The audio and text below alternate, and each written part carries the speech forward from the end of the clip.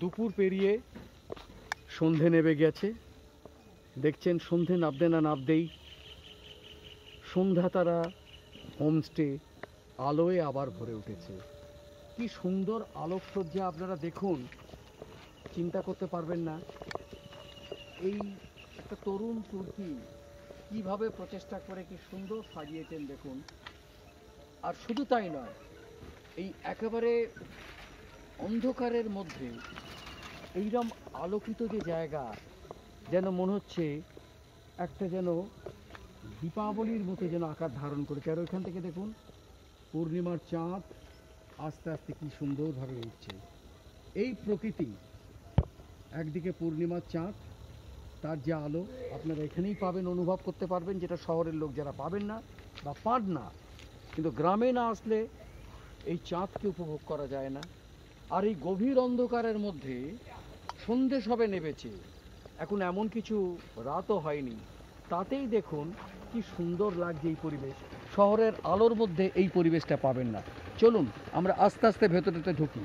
আমাদের সঙ্গে আছেন এই মালিক স্বপনবাবু, আছেন আমার সঙ্গে। স্বপনবাবু, আপনি দেখান প্রত্যেকটা ঘর, আপনার ঘরের মধ্যে কীভাবে লাইটিংয়ের ব্যবস্থা। আমরা ডান দিক দিয়ে আস্তে আস্তে যাব, ডান দিক দিয়ে আমরা যাব, আমাদের ক্যামেরাও সেই সঙ্গে সঙ্গে আসছে। দেখুন দেখুন বাইরেতে কি সুন্দর বেসিন করা আছে, তার সঙ্গে আয়না লাগানো আছে, সাবানও দেওয়া আছে, সবে তৈরি হয়েছে, কিন্তু সূচনাতেই বোঝা যায় যে এর পরিণতি কত সুন্দর দাঁড়াবে। আসুন আমরা ভেতরে দেখি। দেখুন মেটে কালার, তার সঙ্গে একদম পুরো নীল। এক একটা ঘরের এক একটা দেখুন কি সুন্দর, দেখুন পরিপাটি করে সাজানো আছে। আমরা বাইরে থেকেই দেখাচ্ছি। হ্যাঁ, সব দেখুন। বাথরুমটা দেখে নিন আপনারা, যে একেবারে আধুনিকতম বাথরুমকে পেয়ে যাবেন এখানে আসলে।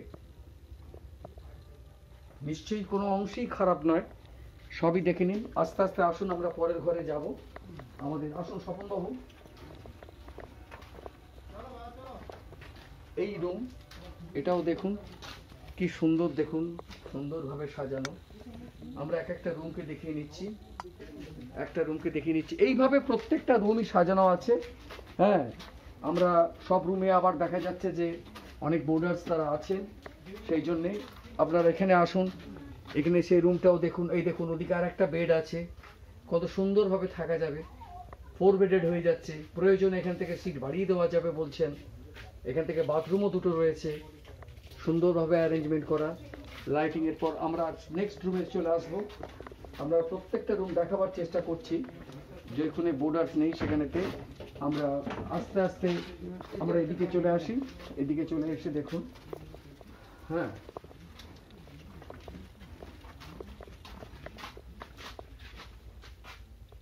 রুম দেখে নিন প্রত্যেকটা।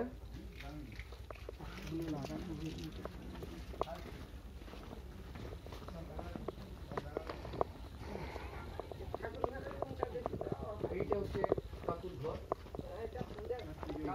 এখানে পুজো হয়েছে কাল, যে উদ্বোধনী পুজো। দেখুন এখানে এখনো ঘট আছে, সমস্ত মূর্তি রয়েছে, ফুল বেলপাতা সবই পড়ে আছে, মনসা গাছও পড়ে আছে। আমরা সবটাই ঘুরে দেখালাম এই হোমস্টে। এর যেরকম সকালেতে দেখতে, আবার রাতে আসলে রূপ পরিবর্তন হয়।